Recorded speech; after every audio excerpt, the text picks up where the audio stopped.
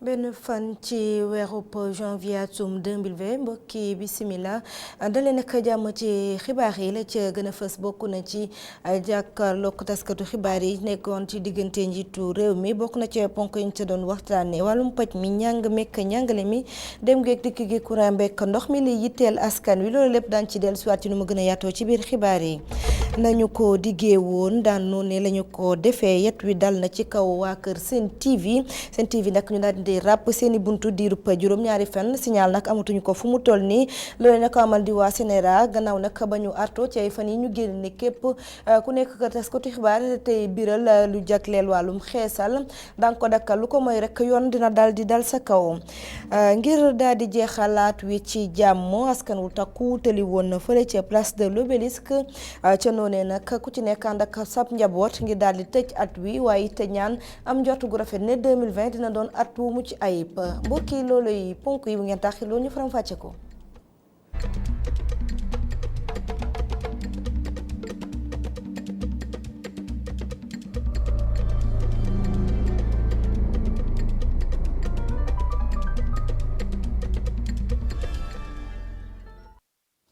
asalaamaaleykum mbokki déwénati leen ci at bu wees bi ñu dugg jéggalu it bu baax ci yéex bee door dafa li na nag mbiri xarala demee ni mel xibaar yi nu ko junjee lañu koy daal di dooree dellu si waat ak janook taskatu xibaar yi nga xamante ni njiitu réew mi amoon na ko ponk yéen ca doon waxtaanee bëri woon na loolu ca gënoon a fës bokk na ci wàllum courant bekk ndox mi accident yu bëri yi waaye ik paj mi loolu lépp nag ñu dellu si waat ci ànd ceeg Alioune Guèye. élection dem nañu leer na ndam am na. kenn amu ci natable. ab njiitu réew mu mën a tontu loolu moo jàkkaarloo nag taskatu xibaar yi ay jëwriñam ba ci sax ab fameem ñëwoon teew Macky Sall daal di répondre laaj ji ka taskatu xibaar yi jébbaloon li nga xamante ni moo gënoon ñor askan wi waxtaanee nañ ko lu jëm ci yokkumte courant bi ak société bu yees bii di Suez nara remplacer SDE. njiitu réew mi di ci àddu. courant bi liñ koy toggee Senelec dafay jëndi bitim réew pétrole fuel di ko moom la ñuy togg mu joxe courant te loolu dafa am njëg loolu du gouvernement bi moo koy fixé ñu def réforme boo xam ne 1998 la tàmbali taxawal kuréel buy saytu mbiru prix ñu tuddee ko commission de régulation du secteur de l'électricité commission boobu moom mooy def arbitrage bu xoolee ci ñetti weer yu ne ñu xool fi njëgu pétrole bi toll ak charge yi Senelec am xool njëgu courant bi coût de revient bi ñaata la mu fixer prix bi nga xam ne moom la yelloo. am na ñoo xam ne seeni kër am na ay climatiseur am na ay congélateur am na ventilateur ñooñu wax dëgg yàlla war nañ mën a attan loolu ñu leen teg 6% yooyu alors que ñun état ñu ngi yenwaat 20%. donc loolu mooy li waral ñu def hausse. ndox mi moom wàllu privatisation la ñaar fukki at ak ñett ak léegi am na société bu fi newoon tudd SDE Sénégalaise des eaux liggéey na liggéey bu rafet waaye waroon nañu nag renouveler waat appel d'offre bi càmbaraat mbir yi pour xam ci yan anam la ñuy joxewaat ndox mi bii nag ñu def ko ñetti at a ngi nii ñu ngi ci procédure ñetti at daanaka procédure contestation dem nañ si nag ba tànn nañu tey société bi ñu tuddee Suez incha allah à partir de minuit tey lay tàmbali moom jël ndox mi ci wàllu gestion waaye ndox mi xam ngeen ne patrimoine bi état bi moo ko yor. ci wàllum koom-koom ak xaalis bu bees bi ñu fi nar a indi ci atum 2020 di ECO nar a remplacer CFA njiitu réew mi di dalal askan wi. pour le moment fii ak ECO di dugg en fonction il faut que CFA bi kat mu bañ a daanu. donc il faut ñu nga garantir convertibilité bi comme ça parce que gis ngeen xel yi jaxasoo na ñëpp ne nañ waaw xaalis bi fu mu jëm est-ce que day daanu donc xaalis bi du daanu du dem fenn parce que garantie bi fi nekkoon moo fi nekk ba tey mais fii ak ñuy dem ECO nag CFA boobu mooy dox même buñ ko tuddeewul CFA ak nuñ ko mënti tuddee xaalis boobu moo fi nekk mooy bi ñu yor nii bu ECO bi pare ECO bi mooy ñu xool banque centrale fédérale nan lay tëddee. parce que CEDEAO am na juróom-ñetti monnaie ñoo fi doon Nigéria am na naira waa Ghana am seen monnaie waa Guinée am seen monnaie muy Chili waa Gambie am seen monnaie bopp Libéria am monnaie boppam Sierra Leone am monnaie boppam Cap-Vert am monnaie boppam Escudo ak ñun yeneen réew yi donc juróom-ñetti monnaie yooyu nag pour ñu boole ko ci benn panier war ko jox benn parité xool ci yan monnaie yu mag lañ koy lëkkale kooku liggéey la loolu mooy procédure bi ñu def ak banque centrale boobu ci ban réew lay nekk kan mooy nekk gouverneur ba. politique kenn fàttew ko ki ko fii wuutu ak lu jëm ci ñetteelu mandat bi nga xamante ni bëri na liñ ci doon àddu njiitu réew mi di ci tontu. réew du lu ñuy donn du royaume dañ koy donn man duma buur dañ may donn man donn ma réew mi dama jóg liggéey laaj kóolute réew mi wër dox ba ñu dënk ma ko donc dañ ma ko dënk moomu ma ko ëllëg bu jotee keneen war fi toog day dox ba réew mi wóolu ko teg ko fi Sénégal kenn du leen wutal ku leen di jilif du mbiru ndono du tout voilà aw ma benn dauphin du nekk oui du nekk non waxtu wi daaw laaj ngeen ma laaj bi lu jiitu daaw avant may dem campagne nit ñaa ngi koy teg wax la joo xam ne ak lu ma ci mën a tontu tey du fay wax ji parce que dafa am ñoo xam ne loolu dafa leen soxal te man dama jàpp ne dañ ma dënk ci kóolute mandat boo xam ne dama ko war a liggéey ànd ko ak ñi ma tànn ñu may gunge ñu liggéey ko ngir askan wi li ñu fi wax yëpp tey ci courant bi ci wérgu yaram ci liggéeyu xale yi mais loolu moo ëpp solo nekk fii di wax waxu mandat bu yegg seegul. ab Macky Sall bu dal moo doon tontu laaj ji ka taskatu xibaar yi doon jébbal ab année bu bees ñu jëm ci ba tax na askan wi bëri na lool lu ñuy xaar. bokkoon na ci laajte yooyee mbirum njàng mekk njàngale mi ak préavis de grève yi nga xamante ne syndicat d'enseignants yu bëri daal dinañ koy tekk ci kaw table ji jamono ji njiitu réew mi nag daal dina ci artu mu mel ne nag boobu lépp tontu moom neexul ñi nga xamante ne ñooy kuréelu jàngalekat yi ku ci mel ne Saour Sène nekk secrétaire général bu SAEMS daal dina ci addu ñu déglu ko ci jokkoom ak Mame Abdou Kassé. dama koy fàttali que moom grève 2017 2018 buñ koy dakkal moom dafa toog ñu toog mu ne ñu yéen jàngalekat yi wax ngeen dëgg système payoor yi ci agent fonction publique nuñ ko tabaxee baaxul loolu moo taxoon ma jël benn cabinet indépendant def na étude bi wone donc il faut ñu corriger ko correction yooyu nag la ñuy xaar ci moom parce que ñun waxuñu ñu yokk salaire waxuñu ñu wàññi salaire. laata nag muy jënoog taskatu xibaar yi ni mu koy defee at bu nekk amoon na ab bataaxal boo xamante ne da koo jagleeloon askan wi ñu dellu si waat ceek Mamadou Bipa Sissoko.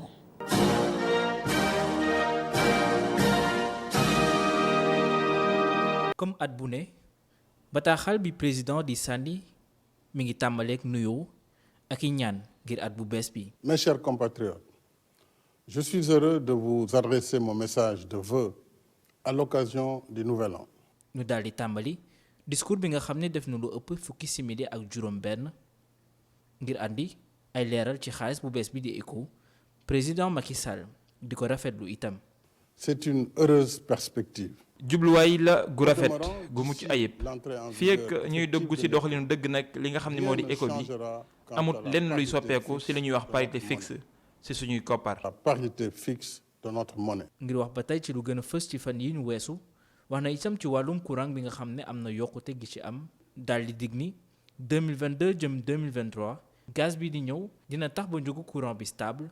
maanaam yokku yeeg wàññi dootul amati. Nous devons investir 600 milliards de francs CFA. war nañoo investir lu toll ci 600 milliards de francs CFA ngir suñu doom yi nga xam ne ñooy dund ak ay sondeel ak lampe pétrole ñoom it ñu mën a jotandi ci courant bi. ci loolee nag moo waral subvention bi nga xam ne moo jëm ci boobule secteur ñu wàññi ko wàññi googu nag ñu ajusté li nga xam ne moo di tarif bi ci ñenn ñi nga xamante ni bii ñoo di ay abonné yi gouvernement bi mu ngay bijji nag ay xalaat yoo xam ne dina gën a mën a jooyant li nga xam ne moo di ni ñuy doxalee électricité bi ci noonu nag diggante 2022 ak 2023 bu fekkee ne mën nañoo defal suñu bopp ci li nga xam ne moo di courant bi dinañu mën a xool nag noonu la ñu wàññiwaatu bu baax a baax njëgu courant bi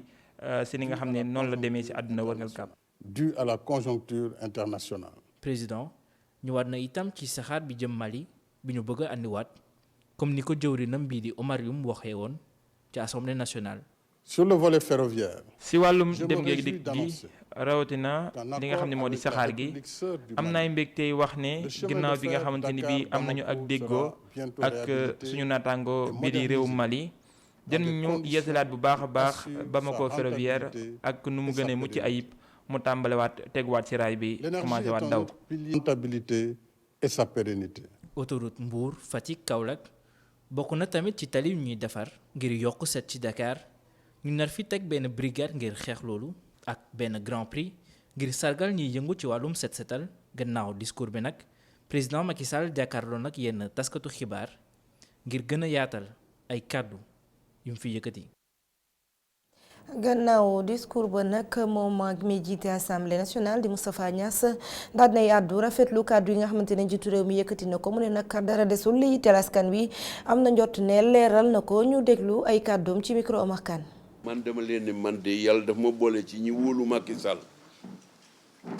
nit ki nag boo ko wóoloo da nga koy déglu boo ko dégloo nga ànd ak tey pour xam li muy wax boo xamee li muy wax ci nga ko mën a dimbalee ànd ak moom lii mu wax de sedd na xol seddal na xel itam ndax wax na ne réew mi mu ngi jëm kanam jafe-jafe yi nëbbu ko de ndax bu États-Unis amee jafe-jafe Japon am jafe-jafe Chine am jafe-jafe France am jafe-jafe Allemagne am jafe-jafe xaw ma naka la Sénégal mën a ñàkkee du am jafe-jafe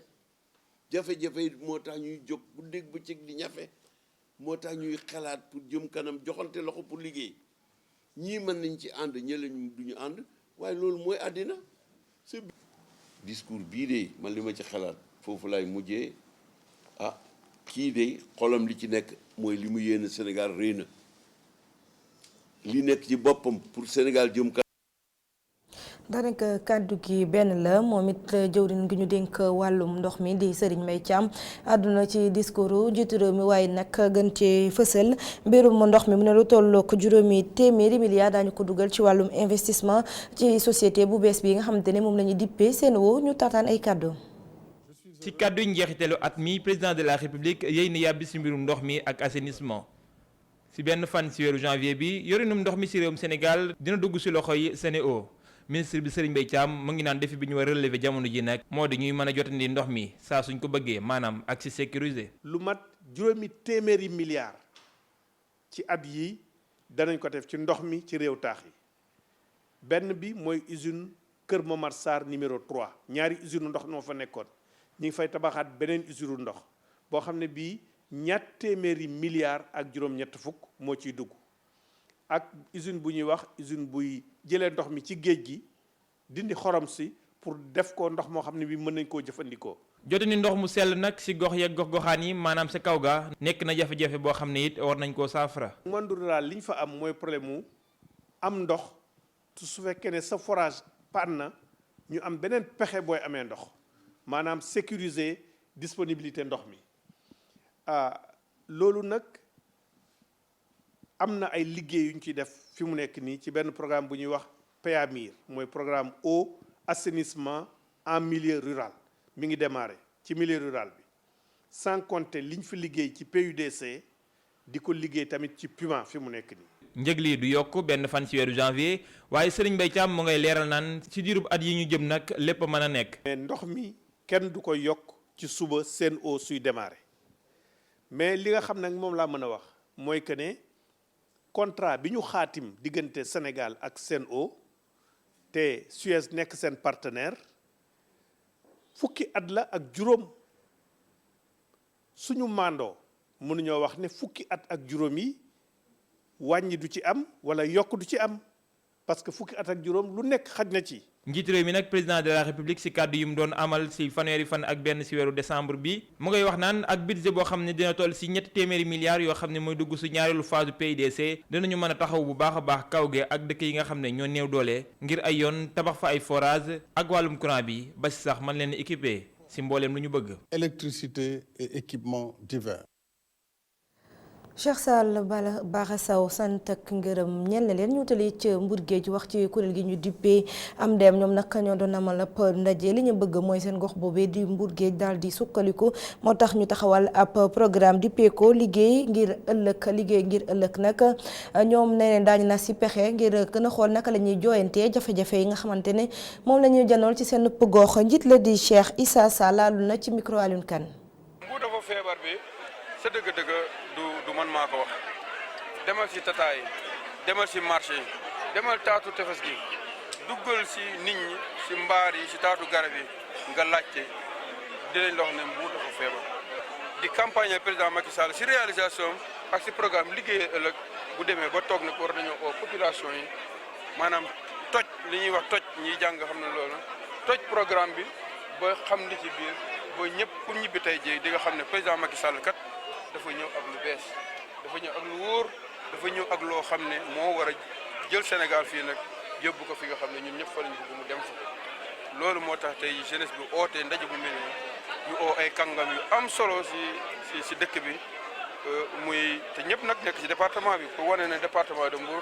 lépp lu mu soxla si compétence am na ko. vraiment tey la liggéey bi commencé parce que plan boobu dañoo war a dugg si biir dëkk bi xool artistes yi xool mool yi xool mareyeurs yi xool artisans yi xool femmes yi xool ñëpp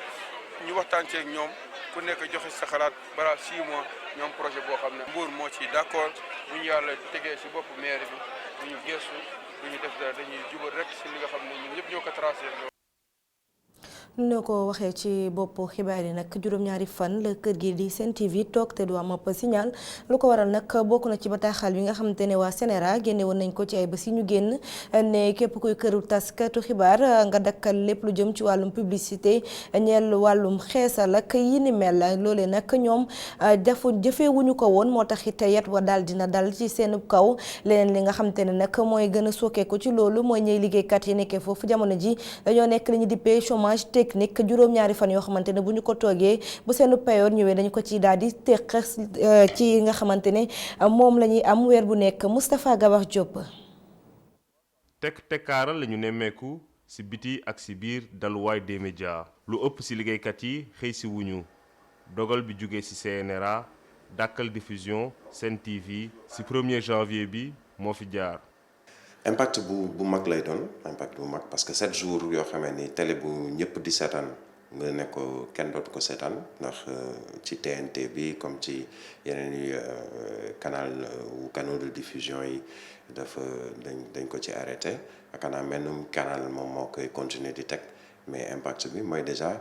ñi fiy liggéey 7 jours yoo xam ne doo ko liggéey duñ la ko fay. ci bataaxal bi ñu fësal ci àllarba bi SYNPICS ci ñaawlu doxalin wu ni mel. li wóor mooy nii ci jamono ji ñu toll ñu nekk 2020 ci tey ci koo xamee ni dëkk boo xamee ni di xeex démocratie bu ñuy tagg démocratie ñu lay boole ci réew yi Afrique en tout cas avancé trop ci démocratie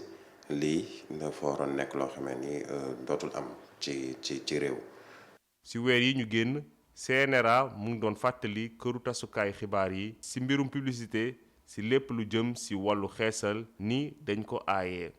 télévision yi xamle woon ni dañoo signé ay contrat ba noppi waaye CNRA doxal ni mu ko bëggee ci beneen wàll wute ak télévision yu bari Sen TV dafa bañoon jaay temps d'antenne jamono bi président di janoo ak taskatu xibaar yi muy taxawaay boo xam ne rédaction bi rëccuwu ko. ñu ne ren ñun suñu option mooy nañu jël kenn koo xamee ni day doon ku ñu ràññee ci wàllu li muy def wala communication wala en tout cas koo xamee ni nit ñi dinañ toog seetaan ko déglu ko Sonko moom nangu ne ni mën nañu may loolu amul problème mën na ñëw ñu seq waxtaan. rédaction de manière souveraine dañuy toog discuter waxtaan suñu biir ne nag ñun lii mooy suñu option direction bi na ko valider jox ñu moyens yu ñu demee ci suñu option boobu donc loolu lañu ko defee. bon gis nañ nag fu mu mujjee ci ñun.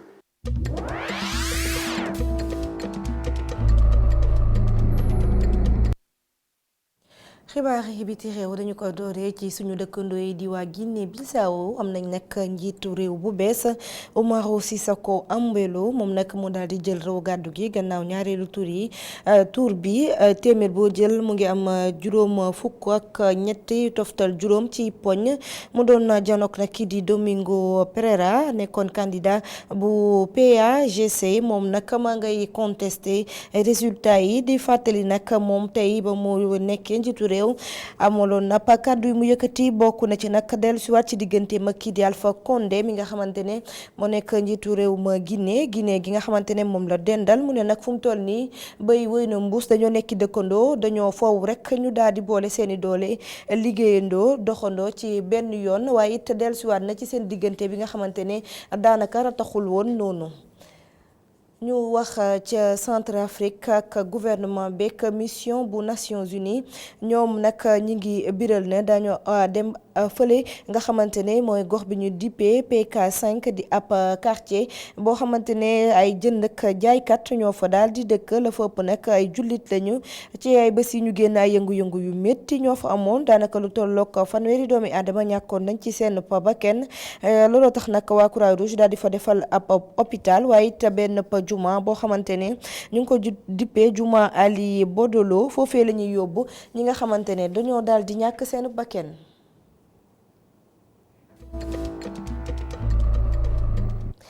ni ñu ko waxee ci ndorteelu xibaar yi place de la nation nag ñu gën ko xamee ci place de l'obélisque feesoon na dell démb ci guddi askan wu takku ñoo fa ñëwoon ngir daal di jeexalaat wi ci mbégte waaye it seetaan di feu d'artifice yi bëggeel seen xol bëggeel seen njaboot seen bébét nag ak seen bëgg-bëgg mooy atum 2020 bi nga xamante ne dugg nañ ci tey jii mu nekk atub naataange atub jàmm atub teranga Cheikh Hassana Fall.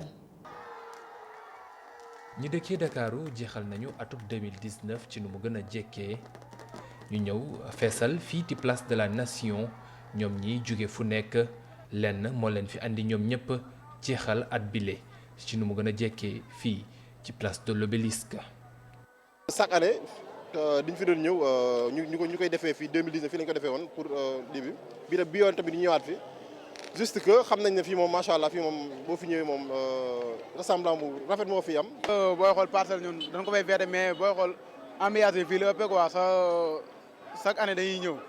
dañuy ñëw pour feetu fàtte souci yi waaw. Nous sommes arrivés au moment propice puisque c'était à 23h50 comme ça seulement et c'était magnifique.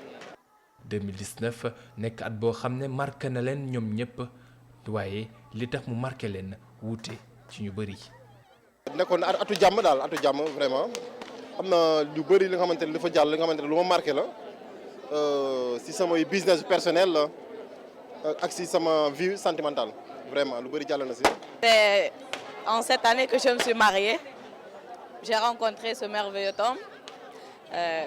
C'est une merveilleuse année. L'année 2009 était un peu plus ou moins pour moi. Il y avait beaucoup de difficultés.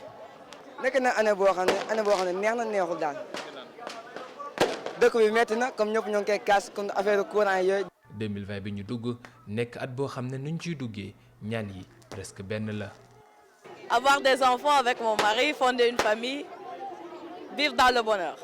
C'est ce que j'espère. bëgg naa si réussite gudd fan xaalis bu bëri moo mën a teralee samay waajur. jàmm bu sax ak yokkute ak suñu réew mi nekk si jàmm. ak bu boolem réew mi nekk ci limitrophe. Elles viennent avec beaucoup d'ouverture, beaucoup de bonnes choses, la santé, le travail. Parce que chez nous au Gabon, il y a plein de problèmes là-bas, donc on veut seulement les bonnes choses. 2019 jeex doonoon at boo xam ne bëri woon na loolu ay émotion 2020 toog nekk ab décennie boo xam ne moo ngi ubbi buntam waaye sénégalais yi ci ñaan ngir mu doon at boo xam ne naataange dina ci fës. allahumma amin Cheikh Hassana Fall mi ngi ko mbokki